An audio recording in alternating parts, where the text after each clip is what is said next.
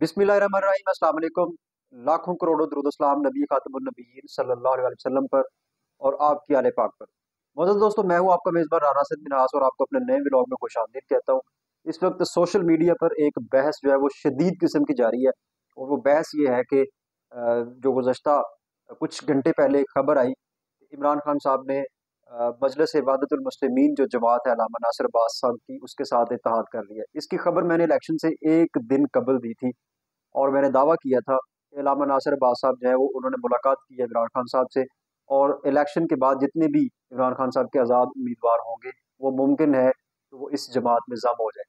तो फाइनली वो मेरी पेशगोई जो है वो काफ़ी हद तक दुरुस्त साबित हुई, बल्कि अभी तो 100% दुरुस्त साबित हो गई है कि खान साहब ने जो है वो बाकायदा तौर पर ऐलान कर दिया है कि वो पंजाब के अंदर मजलिस इबादतुल मुस्लिमीन से जो है वो इत्तेहाद कर रहे हैं, और इसके साथ साथ KPK में जमात इस्लामी के साथ उनका इत्तेहाद हो गया। लेकिन अब सवाल ये है कि क्या ये इत्तेहाद दुरुस्त है, और क्या एक सुन्नी मुसलमान इस बात को जो है वो तस्लीम कर सकता है, या किसी किस्म के इस इत्तेहाद को तस्लीम कर सकता है। ये बहस जो है वो मेरे साथ भी डेफिनेटली सोशल मीडिया के ऊपर चल रही है, और मैं वो वाद शख्स हूँ कि जिसने अभी तक इसको कंडेम किया है। अभी तक किसी टीवी चैनल पर किसी मीडिया एंकर ने इसके ऊपर सवाल नहीं उठाया।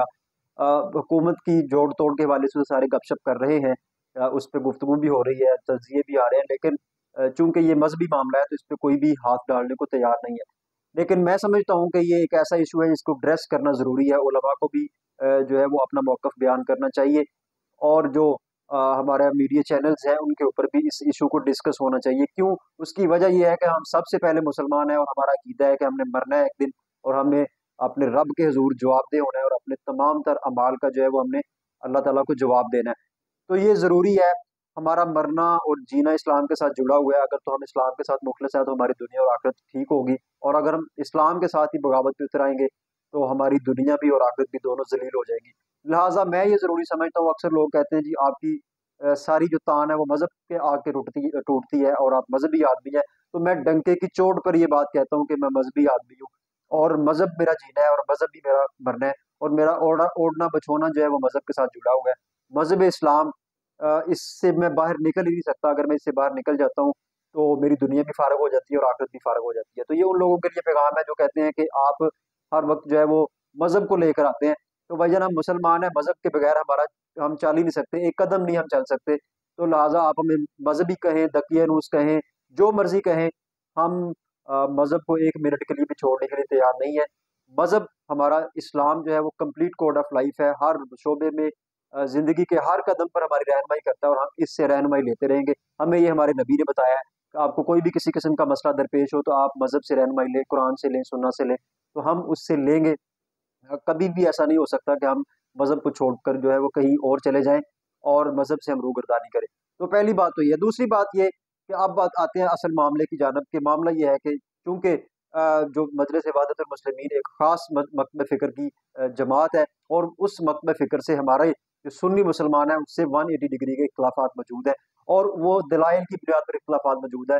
उलमा ने उसके ऊपर बेशुमार दलाइल दिए हैं कि ये जो मज़हब है इसकी क्या नोयत है, क्या ये आम काफ़िर है या ये को ख़ास किस्म के काफ़िर है। इस पे भी दलाइल जो है मौजूद है। मैं तमाम तर उलमा से मशावरत के बाद ये वीडियो रिकॉर्ड करवा रहा हूँ। इससे पहले काफ़ी सारे उलमा की मैंने राय ली है कि कहीं मैं गलत ना हो जाऊँ, ठीक है?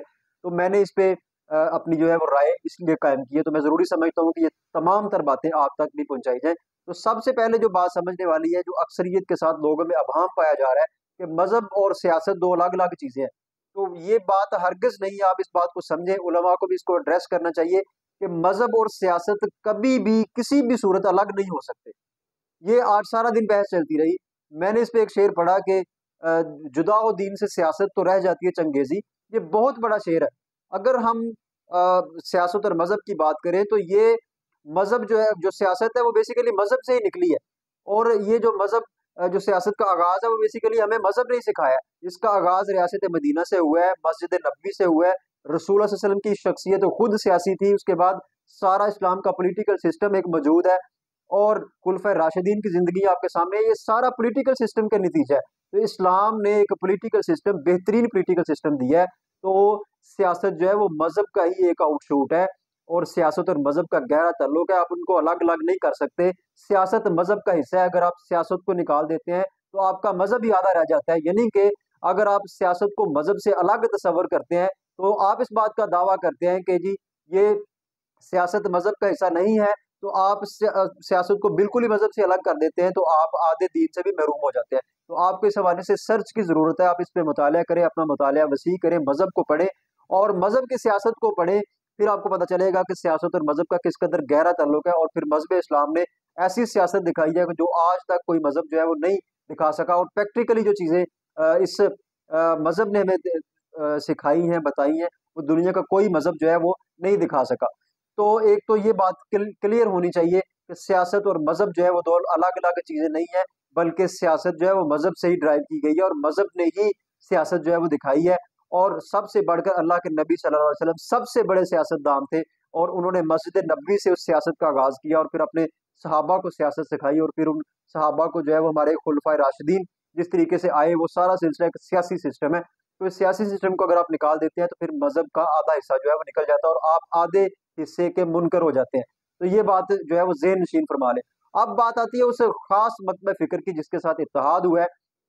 तो गुजारिश ये है कि जिस तरीके से आप मिर्ज़ाइयत को डिफेंड करते हैं, आप जब मिर्ज़ाइयत की बात करते हैं तो आप कहते हैं कि मिर्ज़ाई बदतरीन काफिर है। जब आप मिर्ज़ाइयत को यहूदियत और ईसाई से कंपेयर नहीं करते, जब आप आपको को कहा जाता है कि जी वो यहूदी और ईसाई भी तो काफिर है, लेकिन आप कहते हैं कि नहीं मिर्ज़ाई बदतरीन काफिर है। उसकी वजह यह है कि अल्लाह के नबी सल्लल्लाहु अलैहि वसल्लम ने या जो है वो इसके हवाले से बड़ी सख्त किस्म की वाइदे मौजूद है कि जो शख्स इस्लाम कबूल करके बाद में मुर्तद हो जाता है, या वो जो है वो नबूवत का दावा करता है और किसी नबूवत के दावा करने वाले की तस्दीक करता है, तो उस हवाले से अल्लाह के नबी सल्लल्लाहु अलैहि वसल्लम के फरामीन मौजूद हैं। अल्लाह के नबी ने जिहाद भी किए हैं और कितने जो झूठे दावे करने वाले थे उनके खिलाफ भी जिहाद किया है। तो जिस तरीके से ये मामला डिफरेंट है मिर्ज़ाइयत का और दूसरे काफरों का, इसी तरीके से ये जो मकतबा फिक्र जिसके साथ इत्तेहाद हुआ है, इसका भी मामला डिफरेंट है। ये भी इन्होंने भी इस्लाम कबूल किया है मुसलमान होके, फिर इन्होंने इस्लाम का एक और चेहरा लोगों को दिखाने की कोशिश की है। इन्होंने ये कहते हैं जी इस्लाम जो हमारा कुरान है वो भी डिफरेंट है, हमारा कुरान आधा भी आने वाला है, और कुरान के अंदर ये तहरीफें करते हैं, हदीस को ये मानने के तैयार नहीं है। और इससे बढ़कर सबसे बात जो सहाबा कराम रज़वानुल्लाहि अलैहिम अजमाइन है, ये उनके खिलाफ तबर्रा करते हैं। जो शख्स सिद्दीक अकबर के ऊपर तबर्रा करता है, हजरत उमर फारूक को नहीं मानता, हजरत उस्मान गनी को नहीं मानता, तो मुझे बताएं तो फिर वो मुसलमान कैसे हो सकता है? क्योंकि ये दीन मुझ तक तो इन्हीं हजरात के जरिए पहुंचा है, इन्हीं सहाबा कराम के जरिए हम तक दीन पहुंचा है। और अगर हम इन्हीं सहाबा के ऊपर हाथ उठाएंगे तो हमारा एक वास्ते खत्म हो जाएगा, फिर हम दीन कहाँ से लेंगे? सवाल तो ये है कि हमारा दीन दांव पे लगा हुआ है। अगर हम इस बात के ऊपर खामोशी इख्तियार करते हैं तो हमारा ईमान दांव पे लग जाता है, क्योंकि ये जो दीन हम तक पहुंचा है ये इन्हीं शख्सियात के जरिए पहुंचा है। और अगर इन्हीं शख्सियात के ऊपर लेबल लगना शुरू हो जाए, लोग इनके ऊपर भौंकना शुरू कर दें और तरह तरह के इल्जामात लगाना शुरू कर दें, और हम खामोशी से बैठे रहे, तो भाईजान हमारा दीन भी नहीं बचता। तो सबसे इम्पोर्टेंट चीज ये है, ये आज की ये वीडियो मैं इसलिए बना रहा हूँ, आपके सामने अपना मौकफ इसलिए बना रहा हूँ कि ये हमारी दुनिया का मसला नहीं है, हमारे दीन का मसला है और हमारी जिंदगी और मौत का मसला है। अगर हमारा दीन ही नहीं है तो हम यहाँ दुनिया के अंदर करने के आए हुए हैं? हमारी दुनिया भी फारग हो जाती है, हमारी आखिरत भी फारग हो जाती है। और ये सारा को सिस्टम जो है वो अल्लाह के नबी की जात के साथ जुड़ा हुआ है, और अल्लाह के नबी की जात का तारुफ हमें सहाबा कराम ने सिखाया है। और ये जो मकबा फिक्र है, इसकी तमाम तर चीजें बिल्कुल इस्लाम के बरक्स हैं, इनके तमाम तर अकायद बरक्स हैं।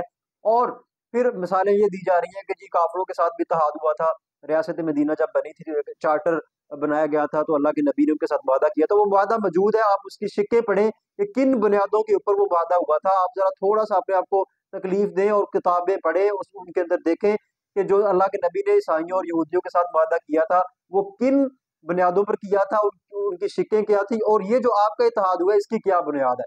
तो ये बड़ी ही एक क्रिटिकल सिचुएशन है जिसको एड्रेस करने की जरूरत है। इस वक्त तमाम तर जो मीडिया एंकर्स है वो इसी मकबे फिक्र से ताल्लुक रखने वाले हैं, लिहाजा वो इसको कभी भी ऑन नहीं करेंगे, वो इस पे कभी भी गुफ्तगू करना पसंद नहीं करेंगे। क्यों? क्योंकि वो ज्यादातर तो मजहब बेजार लोग वहां बैठे हैं और ज्यादातर उस मकबा फिक्र के नवाज लोग वहां बैठे हुए हैं। और ये बात क्लैरिटी के साथ मौजूद है कि हमारे आला ओहदों के ऊपर भी, हमारे मुल्क के जो आला ओहदे हैं उनके ऊपर भी ये लोग मुसल्लत हैं, ये लोग वहां जो है वो काम कर रहे हैं। तो ये जो इस इनकलाब का आगाज ईरान के साथ हुआ था, ईरान से हुआ था, अभी वो इनकलाब जो है पाकिस्तान के अंदर लाने की ये पहली कड़ी है और इसका आगाज बाकायदा तौर पर हो चुका है। ये जो इत्तेहाद हुआ है इसके पीछे एक लंबी दास्तान है जिसके समरात इंशाल्लाह वो आने शुरू हो जाएंगे, फिर आपको यकीन हो जाएगा कि ये कितनी खतरनाक बात है और हम क्यों इधर बैठ के चीख रहे थे। इसके बड़े ही गलत किस्म के नतायज जो है वो बरामद होंगे। तो बहरहाल हमारे भाइयों की जो मोहब्बत है वो तो इमरान खान साहब के साथ जुड़ी हुई है। जो शख्स इमरान खान साहब को तस्लीम करता है, हम उसे सहाफ़ी भी तस्लीम करते हैं, उसे बंदा भी मानते हैं, उसे मुसलमान भी मानते हैं। और जो शख्स इमरान खान की ज़ात के ऊपर, उसके फैसले के ऊपर सवाल उठाता है, तो हम उसको मुसलमान मानने के लिए भी तैयार नहीं होते, और हम ना ही उसको सहाफ़ी मानते हैं और ना बंदे मानने के लिए तैयार होते हैं। बहरहाल ये आपका इशू है, आप माने या ना माने। हमारा काम था अब तक बात को पहुंचा देना कि भाईजान जिस तरीके से मिर्ज़ाइयत एक अलग काफिर है, ये जो मकतब फिक्र है ये भी अलग अलग काफिर है। आप इनके अकायद पढ़ें, आप इनको स्टडी करें, और फिर आपको समझ आए। अब सवाल ये है कि कुछ लोग कह रहे हैं कि मतलब इनको जो है वो उनके साथ ही डील करना चाहिए, और अक़लियतों का तहफ़्फ़ुज़ है, और फ़िरका वारियत की मिसालें दी जा रही है कि फ़िरका वारियत को हवा ना दी जाए। तो हम कभी भी फ़िरका वारियत को हवा नहीं दे रहे, और ना ही हम ये कह रहे हैं कि फ़िरका वारियत की आग पाकिस्तान के अंदर भड़के। लेकिन ये जो कोशिश की गई है, ये फ़िरका वारियत की आग को भड़काने के लिए ही की गई है। आप इस साज़िश को समझें। लिहाज़ा ये तफ़रक़ेबाज़ी वाली बात नहीं है। जब आपका इस्लाम ही आपके पास नहीं रहता, ये लोग आपके इस्लाम के ऊपर डाका डालने की कोशिश कर रहे हैं। जब आपका इस्लाम ही नहीं रहेगा, तो मुझे बताएं फिर कौन सा इमरान खान रहेगा, कौन सा पाकिस्तान रहेगा, और कौन से आप रहेंगे? फिर तो बात ही खत्म हो गई। जब ईमान ही खत्म हो गया तो सब कुछ खत्म हो गया। तो लिहाजा इस बात को गौर करें, इस बात को समझने की जरूरत है, उलमा को भी इसके ऊपर गुफ्तगू करने की जरूरत है। ये एक बहुत बड़ा इशू है, इस वक्त का सबसे क्रिटिकल इशू है, जिसको डिस्कस ही नहीं किया जा रहा, जिसको इशू ही नहीं समझा जा रहा। मेरे भाई, ये ईमान का मसला है। अगर आप इस पे आज खड़े नहीं होंगे तो आपकी दुनिया और आखिरत जो है वो तबाह हो सकती है। आने वाली वीडियोस में मजीद मैं वजाहत के साथ अपना मुकदमा आपके सामने रखूंगा। वो शिके जो मिसाके मदीना की थी वो भी आपके सामने रखूंगा, और फिर रियासत मदीना का तस्वर आपने खुद दिया है, और आप कह रहे हैं कि जी सियासत का मजहब के साथ ताल्लुक ही नहीं है। अगर आप रियासत मदीना को एक मजहबी चीज समझते हैं तो फिर इसका मतलब है कि ये सियासत है, और सियासत का फिर मजहब के साथ ताल्लुक है। या तो फिर आप रियासत मदीना का नारा आपने झूठा लगाया, आप कहीं बेबांगे दौल ये बात कि ये एक मजहबी कार्ड था। लेकिन अगर आपने ये सच्चा नारा लगाया है, तो रियासत मदीना जो है इसका तस्वर ही बेसिकली सियासत है, और फिर सियासत और मजहब का ताल्लुक भी है। लिहाजा आप किसी भी कोई भी वादा करते हैं तो उसमें आपका मजहब इन्वॉल्व होगा। आप ये कहकर हरगिज जान नहीं छुड़ा सकते कि ये एक सियासी इत्तेहाद है। हरगिज नहीं। या तो आप अपने आप को मजहब से बिल्कुल बेजार कर लें, मजहब से अलग कर लें कि हमारा मजहब के साथ कोई ताल्लुक नहीं है, इय्या का नाबुदु व इय्या का नस्ताईन को खत्म कर दें। आप कह दें कि जी हमने इस बात को अवाम को गुमराह किया ये बातें कहकर, लिहाजा हमारा मजहब के साथ कोई ताल्लुक नहीं है। ठीक है, तो फिर आप एक अलग से एक सियासत बना लें, लिबरलिज्म को जो है फरोग दें, और लिबरल जो सियासत है वो करें, आप शौक से करें। लेकिन अगर आप मजहब का लिबादा ओढ़कर जो है वो अवाम को अपने साथ मिलाएंगे, और फिर इस तरह के अनासर के साथ इत्तेहाद करेंगे, तो फिर आपको सवाल भी उठेंगे और आपको जवाब भी देना पड़ेगा। अल्लाह ताला हम सब का हामी नासिर, और अल्लाह ताला हम सब पर रहम करे। अल्लाह ताला हमें हिदायत दे, और हमारे ऊपर जो है वो अपना जो हक है वो खोल दे। अल्लाह ताला हमारे सीनों को खोल दे, और जो असल बात है वो, अगर मैं गलत हूँ अल्लाह ताला मुझे भी सीधा रास्ता दिखाए, और अगर आप गलत हैं तो अल्लाह ताला आपको भी सीधा रास्ता दिखाए। एक नए व्लॉग के साथ दोबारा हाजिर होगा, तब तक के लिए इजाजत दीजिए। अल्लाह हाफिज।